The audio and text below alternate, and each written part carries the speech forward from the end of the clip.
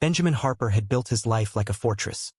Floor-to-ceiling windows overlooking the glittering chaos of New York, a corner office at a boutique ad agency where he spun stories for blue-chip clients, and a string of one-night stands that left no fingerprints on his heart. At 38, he was the guy who brunched with drag queens in the Village on Sundays and closed deals with Fortune 500 execs by noon, all while keeping his soul locked in a walk-in closet bigger than most apartments. Gay in a city that celebrated it, but out only to those who mattered, and his brother, Thomas, had mattered once before the fallout. The call came 3 days after the accident, not from the cops in Omaha but from Aunt Lydia, Thomas's pinched-faced widow who'd clawed her way into the family Bible Belt after their parents' divorce. "Ben, honey, Thomas named you guardian in his will. Alex has no one else. The boy's a mess, quiet, withdrawn. You can't just ignore this." "I can and I will," Benjamin shot back, pacing his loft with a tumbler of bourbon in hand, the ice clinking like accusations. The skyline mocked him, all those lights promising connection he never chased. Thomas had cut him off 12 years ago, right after Benjamin came out at a family Thanksgiving in their childhood home outside Chicago.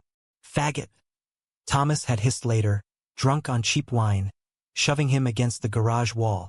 "You'll burn in hell and drag us all down." Their father nodded silently. Their mother wept into her apron. Benjamin fled to New York the next day, severing ties like umbilical cords, building a life where blood was just a word for the red streaks on rare steaks at Peter Luger. But Lydia persisted, her voice cracking over the line like dry Midwest earth. "He's your nephew, Ben. 16 and scared shitless. CPS is involved. If you don't step up, he'll end up in foster care.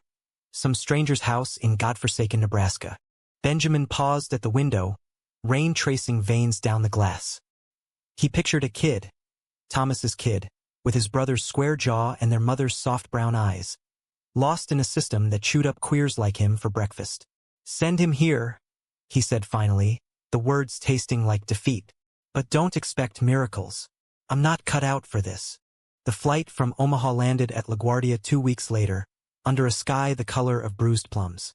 Benjamin waited at arrivals, arms crossed over his leather jacket, feeling like an intruder in his own skin.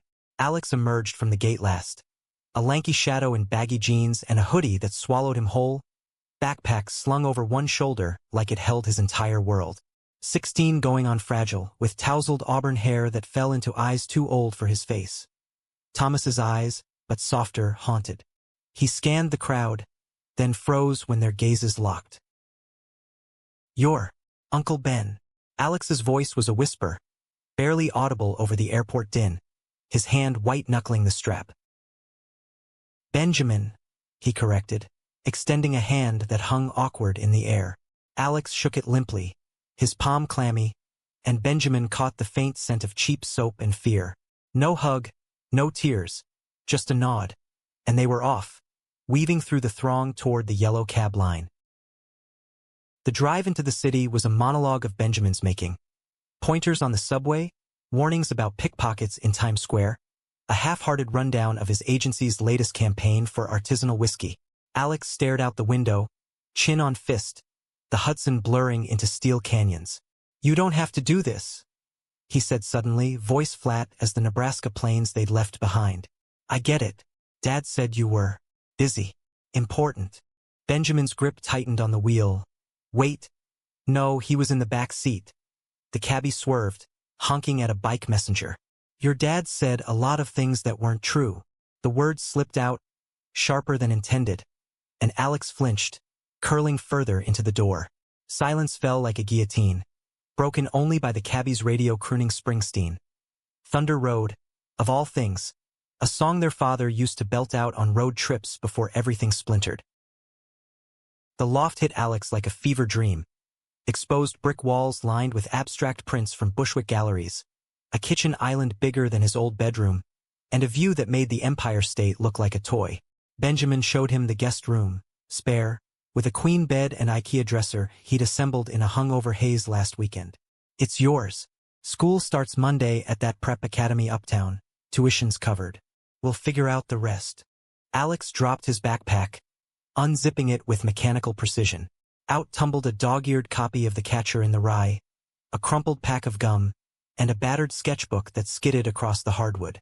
Benjamin stooped to pick it up, flipping it open before he could stop himself. Pages filled with charcoal drawings.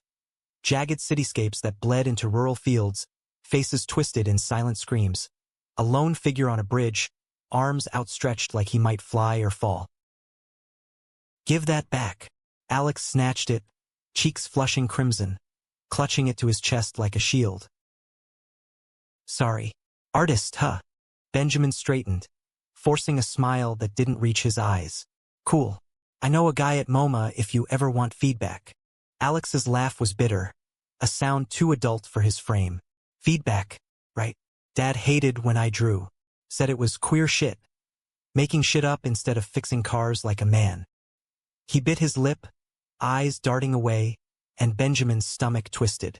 Thomas's ghost lingered in every word, the homophobia he'd wielded like a hammer now echoing in his son's mouth. That night, as Benjamin lay in his king bed scrolling grinder, swiping left on torsos that promised nothing, muffled sobs filtered through the wall. He knocked once, twice, then pushed the door open. Alex was curled on the bed, sketchbook open, pencil hovering over a fresh page. Tear-streaked face, eyes red-rimmed. But he didn't hide the drawing. Two men embracing under a harvest moon, shadows merging like lovers' secrets. "Kid, it's late. Get some sleep." Benjamin's voice was gruff, but he lingered, the image searing into him. Was it innocence or something more? Alex slammed the book shut, wiping his nose on his sleeve. "It's nothing, just dreams." But his voice cracked, and in that fracture, Benjamin saw the chasm. The boy was hiding more than sketches, and God help him, Benjamin wasn't ready to bridge it. The first month blurred into a rhythm of forced normalcy. Mornings of rushed oatmeals and subway commutes, where Benjamin pointed out the falafel cart on 14th Street that changed his life after a bad breakup. Alex nodded politely, earbuds in, sketching in the margins of his AP Lit notebook. At the academy, a progressive bubble of trust fund kids and Ivy dreams, Alex blended like smoke, acing lit papers on Whitman but bombing gym, dodging the jocks who called him corn-fed freak. Evenings were minefields. Benjamin cooked pasta with heirloom tomatoes from the Union Square Green Market, seared scallops he'd learned from a hookup who ghosted him. But Alex picked at his food, eyes on his phone, thumbs flying in texts Benjamin pretended not to notice. "Who's the girl?" he'd ask once, casual over Merlot, and Alex would shrug, "Friend," before vanishing to his room. One Friday, after a client pitch that left Benjamin buzzing on adrenaline and craft IPAs, he came home to find Alex in the kitchen, staring at a half-eaten pizza box like it held the secrets of the universe. "Rough day." Benjamin tossed his keys on the counter, loosening his tie. Alex's shoulders hitched. "They cornered me after school. The lacrosse guys said I looked like a pussy for drawing instead of hitting the weights." He laughed, but it was hollow, and then the dam broke. Words tumbling out about shoves in the locker room, whispers of "fag" scrawled on his locker. The way the teachers looked away because who wants scandal in a 5-star rating? Benjamin froze, glass halfway to his lips. Rage boiled, hot and familiar. The same bile that rose when Thomas outed him to their parents. Not with fists but with feigned concern. "Ben's confused, Ma. It's a phase." But he'd buried it, channeled it into billable hours and anonymous hookups. Now, staring at this kid, his brother's echo, but cracking under the same weight, he felt the walls tremble. "You tell them to fuck off," he said, voice low, "or I will. No one messes with family." Alex's eyes met his, wide and searching. "Family? You didn't even want me here. Aunt Lydia said you hung up on her 3 times. The truth landed like a sucker punch. Benjamin set down the glass, sinking onto a stool. "Your dad and we weren't close. He hurt me bad, kid. Made me feel like I was broken for who I am." He hesitated, the words gay sticking like tar. Out to Alex, the boy who'd inherited Thomas's bigotry by osmosis? But the sketchbook flashed in his mind, those embracing figures, and something shifted. "I'm gay, Alex. Have been since I was your age, probably before. Your dad couldn't handle it. Thought it made me less of a harper." The confession hung there, raw as an open wound, and Benjamin braced for rejection, for the boy to bolt like Thomas had. Instead, Alex whispered, "Me too." The words were so soft, swallowed by the hum of the fridge, but they detonated. Benjamin's world tilted. The hiding, the sketches, the tears. It all clicked. And in that moment, over cold pizza and warmer truths, uncle and nephew forged a fragile pact, one that would soon be tested by storms neither saw coming. Winter clamped down on New York like a vice, turning Central Park into a monochrome dreamscape where joggers crunched over fresh snow and hot dog vendors hawked chestnuts that steamed in the chill. Benjamin threw himself into the role of reluctant guardian with the same intensity he brought to deadlines. Enrolling Alex in an after-school art collective in Soho, where queer artists mentored teens with spray cans and stolen glances. Stocking the fridge with almond milk lattes and vegan jerky, because Alex confessed over late-night Netflix binges that meat made him queasy now, a rebellion against Thomas's hunter-kill feasts. But the closeness bred cracks. Benjamin noticed the bruises first. Faint purple blooms on Alex's ribs after a fall on the ice rink at Rockefeller Center. The way he'd wince when pulling on hoodies, claiming it was nothing. "Boys will be boys," Benjamin echoed their father's old line once, then hated himself for it, pulling Alex aside after a parent-teacher conference where the counselor droned about adjustment issues. "Talk to me, kid. This isn't Omaha. You don't have to take their shit." They were in a Starbucks on Broadway, steam rising from paper cups like unspoken prayers, fairy lights twinkling against the frosted windows. Alex stirred his chai, avoiding eye contact. "It's not them. Everything. I came out to my best friend back home before Dad died. He told everyone. Called me a perv. Said I'd hellfire my way to AIDS." His voice trembled, fingers tracing the cup's lid like a talisman. "Dad found out the day of the crash. We fought. He said I was just like you, a disappointment. Then he stormed out, popped too many oxy for the pain in his back, and swerved." Benjamin's chest tightened, the pieces slotting into guilt he hadn't earned. Thomas's addiction, the wreck. It wasn't Alex's fault, but the boy carried it like original sin. "Your dad was broken long before that. Blamed everyone but the mirror. You're not him, Alex, and neither am I." That night, they walked home through the village, past rainbow crosswalked streets where drag bars pulsed with bass and laughter.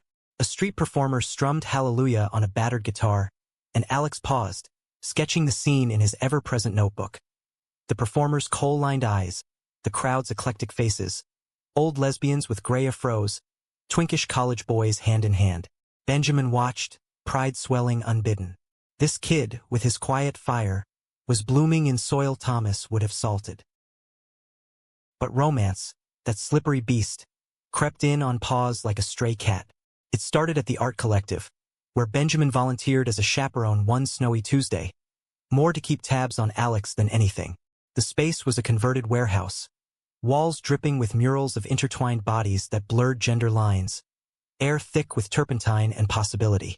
That's where he met Javier Ruiz, the collective's lead mentor, 35, Puerto Rican roots showing in his warm olive skin and easy grin, with tattooed forearms that flexed when he demonstrated shading techniques. Javier caught Benjamin staring during a demo on negative space, holding up a canvas of two silhouettes merging at the edges. "See? It's not about filling the void. It's about what you leave out." His dark eyes twinkled, voice carrying a faint Nuyorican lilt that rolled like waves on Coney Island. Benjamin chuckled, rubbing his neck. "Sounds like my exes, always accusing me of emotional ghosting." It was flirtation, light as snowflakes, but Javier leaned in, handing him a charcoal stick. "Then draw it out, Harper. Show me your voids." Their fingers brushed, electric in the drafty room, and Benjamin felt seen. Not as the hotshot ad man or reluctant uncle, but as a man starved for touch that lingered past dawn. Alex noticed, of course, kids had radar for that shit. Over Thai takeout that weekend. As rain lashed the windows like jealous lovers, he prodded, "That Javier guy? He was I-fucking you harder than a gallery opening." Benjamin nearly choked on pad CEW. "Language, kid. And it's nothing. Professional curiosity." "Bullshit." Alex grinned, the first real one in weeks, freckles dancing across his nose. "You lit up like the Macy's parade." Go for it, Uncle B. Dad always said queers were promiscuous anyway. Might as well live up to it. The jab landed soft, laced with forgiveness, but it stirred old ghosts. Thomas's voice in Benjamin's head. Promiscuous. Diseased. Shame on the family. He pushed it down, texting Javier later that night. Coffee? Non-professional voids optional. The reply came swift. Tomorrow. 9 a.m. Think of it as sketching practice. Their first date, if that's what it was at a hole in the wall in the East Village, all exposed Edison bulbs and mismatched mugs. Javier unfolded over black coffee. Grew up in the Bronx, lost his brother to gang violence at 15. Channeled grief into art that screamed against silence. I teach these kids because I wish someone had taught me how to say I'm here without fists or fear. Benjamin shared fragments. The Thanksgiving exile, the loft that echoed emptier than his grinder feed. Alex is thawing me out, though. Boys got layers. Sketches that cut deeper than therapy. Javier's hand covered his across the table, thumb tracing knuckles. Sounds like you're both healing. That's rare, Ben. Let it in.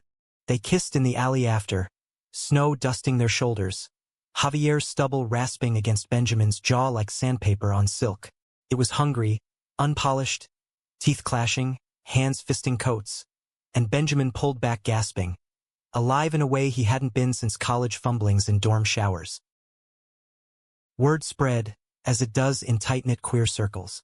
At the next collective meeting, Alex cornered Javier in the supply room, voice fierce. Hurt him, and I'll key your truck. He's been through enough. Javier laughed, ruffling the kid's hair. Noted, Sabrino. But I think I'm the one who's scared. He's got walls thicker than the Brooklyn Bridge. Alex softened, admitting his own crush on a classmate. A shy violinist named Kai with coal-rimmed eyes and a stutter that melted around sonatas. I drew him once, threw it away, felt too exposed. Draw it again, Javier advised, echoing Benjamin's own mantras. Exposure's the point. Spring teased in with cherry blossoms along the High Line, and Benjamin's life fractalized. Mornings tangled in Javier's sheets in a Bushwick walk-up that smelled of sage and street food. Afternoons herding Alex through SAT prep and portfolio reviews. Evenings where the three of them, improbably, shared meals. Javier's eras con Gandal's bridging Midwest blandness and city spice. Alex opened up in drips. The hiding, the fear that Thomas's death was karma for his sin. The sketches that doubled as confessions. Pages of Kai's profile, imagined embraces under stadium lights. But beneath the thaw, fissures widened. Benjamin's agency landed a whale client. A conservative bank chain pushing traditional values, ads, and the late nights piled up. Javier's texts going unanswered.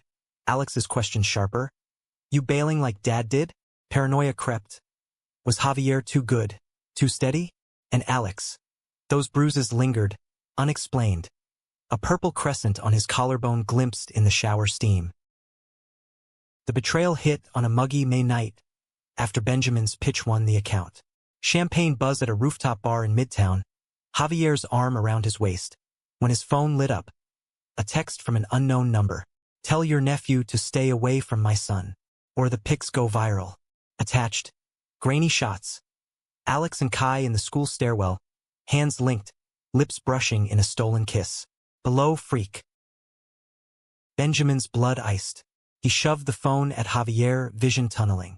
Some parents got photos, threatening to out them. Javier's face hardened, scrolling. This is bullshit. We go to the school now. But Alex was waiting at home. Sketchbooks splayed on the island. Pages torn and scattered like confetti from a funeral. I told Kai's dad, he confessed, voice wrecked. About us. Thought if I was honest, it'd be okay. He freaked. Said I'd corrupt his boy, ruin the team. Now everyone's gonna know. Benjamin pulled him into a hug. The first real one. Alex's frame shaking against his chest. You did right, kid. Hiding eats you alive. But inside, fury churned. Not at Alex, but at the echo of Thomas. The world that weaponized love into shame. Javier paced, calling contacts, a queer rights lawyer from his Bronx days, a reporter buddy at the Post. We'll fight this. Dox the bastard if we have to. Yet as sirens wailed below, Benjamin felt the ground shift. The high of the wind soured. Javier's protectiveness chafed like too tight cuffs. Was this what family meant? Endless battles, no clean exits? And Alex, his secret spilled like blood, stared at him with eyes pleading for the uncle who'd promised safety, not more storms. June unfurled in New York like a scandal sheet, humid and unapologetic, the kind of heat that turned subways into sweat boxes and tempers to tinder. The photos leaked anyway, anonymous email to the Academy's PDA listserv, caption protect our kids from predators. By Monday, whispers slithered through hallways like smoke. Slurs scrawled on Alex's locker in Sharpie, faggot go home. Kai ghosting his texts, parents pulling sons from the lacrosse team in a boycott that reeked of witch hunt. Benjamin went nuclear. Storming the principal's office with Javier in tow, lawyer's letter in hand, demanding suspensions and sensitivity training. This is 2025, not some backwoods revival. He snarled, voice echoing off wood-paneled walls.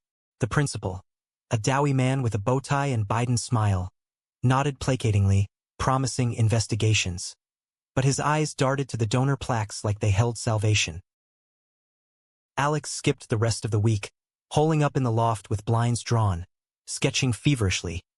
Dystopian cities where figures with rainbow auras toppled monoliths, catharsis in graphite smears.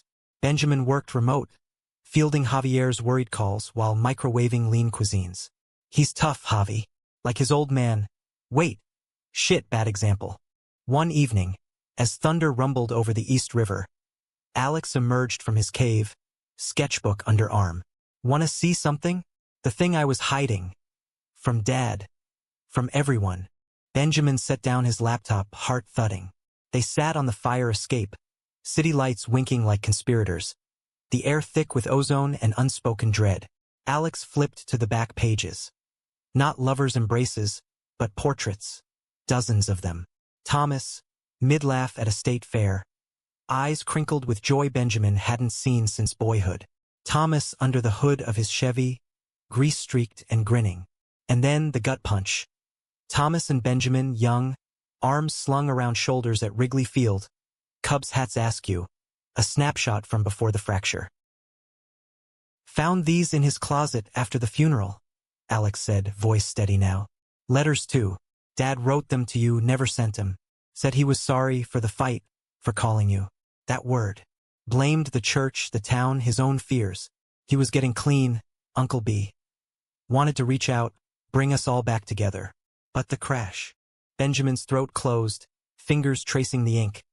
Thomas's scrawl, shaky but sincere. I was wrong. Little bro love's not a sin. Hiding it is. Forgive me. Tears blurred the page, hot and unbidden. The kind he'd sworn off after Thomas's betrayal turned grief to armor. Why hide this? All this time, you let me think he hated me. Hated us. Alex's eyes glistened. Thought it'd hurt more. You were so angry when I got here. Figured truth would break what little we had. He paused, rain pattering on the metal grate. But Javier's right, exposure heals. And Kai, he texted back. Said his dad's a dick, but he doesn't care. We're meeting tomorrow. Pride warred with ache in Benjamin's chest. The boy, no longer hiding, stepping into light despite the blaze.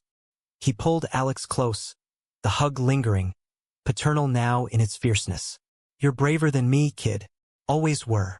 Javier arrived at dawn the next day, bearing cafecitos and conchas from his abuela's recipe. The loft filling with sugar and steam. Over breakfast, plans coalesced. A pride float for the Academy's diversity fair. Alex and Kai co-designing a mural of intertwined hands shattering chains. Benjamin handled the agency's crisis, pivoting the bank campaign to inclusivity spots, risking the contract but sleeping sounder for it. Their rhythm deepened, Javier folding into nights like a well-worn blanket. Movie marathons of Brokeback Mountain. Alex's pick, Javier's tears, Benjamin's quiet nods. Rooftop barbecues where Javier grilled plantains and Alex sketched the skyline. Intimacy bloomed slow, Javier's head on Benjamin's chest post-lovemaking, whispering dreams of a gallery in the LES. Benjamin admitting fears of fatherhood, of failing Alex like Thomas failed them. But betrayal, that serpent, struck from within. It came via email, innocuous at first. A job offer from a Seattle firm, remote-friendly, with a fat relocation bonus. Benjamin had applied on a whim, during a late-night spiral after the photo leak. When Javier's "we got this" felt like pity and Alex's sketches mocked his stasis. The email promised escape, a fresh coast, waves crashing out old sins. But accepting meant uprooting, leaving Javier's warmth for rain-slick evergreens, dragging Alex from his fragile roots.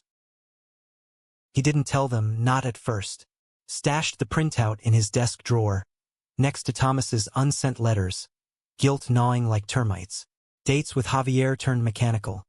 Kisses that tasted of hedging bets, while Alex chattered about college apps, oblivious, his confidence a bloom Benjamin envied. The leak's fallout peaked at the diversity fair, a sun-drenched quad affair with booths hawking ally pins and rainbow slushies. Alex and Kai unveiled the mural to applause, their hands brushing publicly, defiant. Benjamin clapped from the sidelines, Javier's arm around his waist, but his phone buzzed. HR confirmation. Start date in 60 days. Congratulations, Benjamin. Pacific views await. That night, over Javier's paella, the lie cracked. Alex, flushed from the day's high, asked, "What's next for us?" After graduation, road trip to Provincetown? You, me, Javier, making memories Dad never could. Benjamin's fork stilled, the shrimp blurring. Actually, I got an offer. Seattle. Better pay, creative freedom. You'd love it. Tech scene. Queer mecca. Javier's face fell, fork clattering. You applied? When? Before the fair. Thought. We needed options. After the shit show. Alex's eyes widened, hurt flashing raw. Options? Or escape? Like you wanted to ditch me at the airport. He shoved back from the table, chair scraping like nails on chalkboard.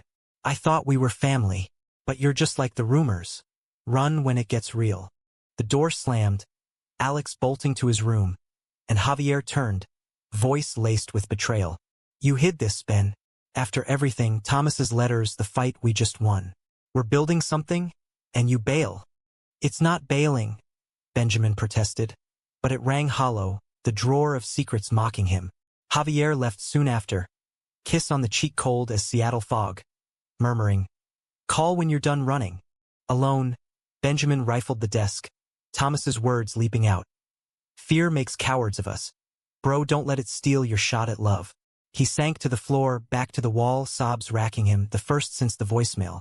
Alex was right. He was fleeing, not from the city but from the vulnerability of roots, of raising a boy who'd cracked his heart open.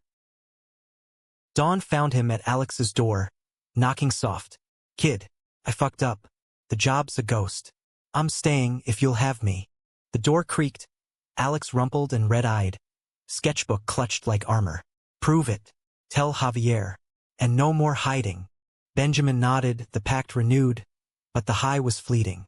Kai's father, unbowed by the lawyer's cease and desist, escalated. A lawsuit alleging grooming at the collective, naming Javier as defendant, dragging Alex's name through tabloid mud. Headlines screamed queer art ring corrupts teens. Yellow journalism that twisted murals into scandals, mentors into molesters. Cops showed at the loft that afternoon, badges glinting like accusations, hauling Javier away in cuffs for questioning. Benjamin bailed him out at midnight, the precinct reeking of stale coffee and despair. Javier's eyes hollowed. This is what they do, Ben. Tear down what scares them. Alex waited up, face ashen. My fault. I should have stayed quiet. No. They chorused, hands linking in solidarity. But as sirens wailed into the night, Benjamin felt the noose tighten. Betrayal not just from bigots, but from his own cowardice, the secrets he'd hoarded like grenades.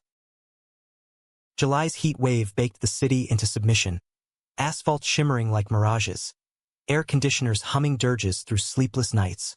The lawsuit dragged like tar, depositions in airless conference rooms where Kai's father, a paunchy realtor with a cross pendant and lawyer sharks, spewed venom. My boy was fine till your freak show got hold of him. Javier held steady, recounting mentorships that saved lives, but the toll-etched lines around his eyes turned his laugh to ash. Benjamin became Atlas, shouldering legal fees from his savings, rallying the collective into a GoFundMe that trended on queer Twitter, Art Not Hate pulling donations from celebs and everyday allies. Alex testified via Zoom, voice quavering but unbroken. Javier taught me to see myself, not hide. That's not corruption, that's courage. Kai backed him, defying his father's edicts. The two boys clasped hands, pixelated but potent, a middle finger to the courtroom. Through it, their triad held, bruised but unbowed. Javier crashed at the loft, bunking on the couch that creaked under his weight, mornings starting with conscience and confessions. I was gonna propose, you know, he admitted one dawn as Benjamin brewed coffee, Alex still Abed. Ring from my abuela's silver, old school but real. Then this shitstorm. Benjamin's heart stuttered, imagining it.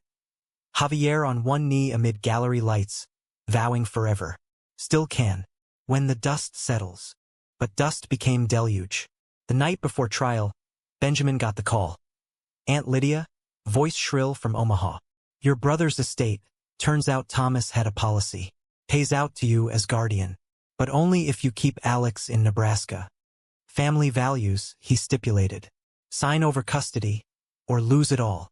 The sum was obscene, enough to bury debts, fund Javier's gallery, send Alex to RISD without loans.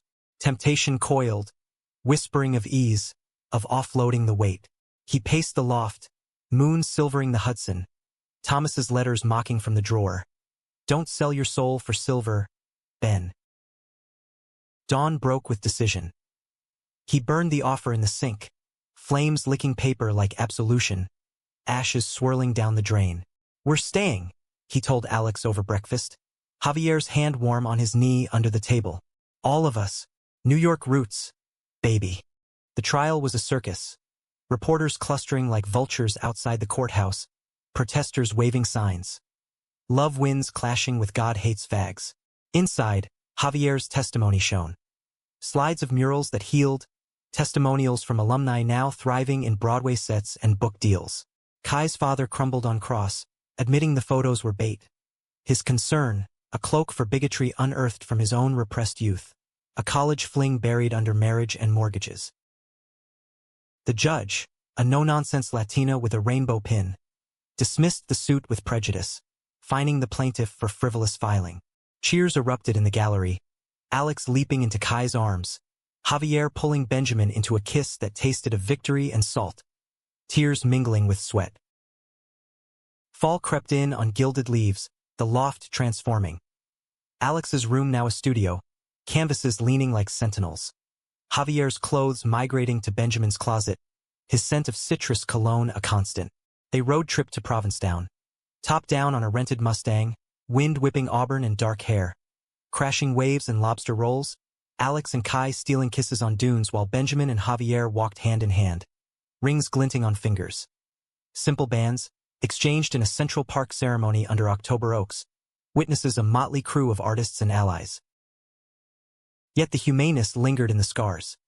Alex's sketches now sold at pop-ups, funding scholarships for queer youth. Javier's gallery opening a mural wall dedicated to Thomas, the man who learned too late. A portrait Benjamin commissioned, eyes soft with regret. Benjamin quit the agency for freelance. Stories now for nonprofits, weaving narratives of hidden boys finding light.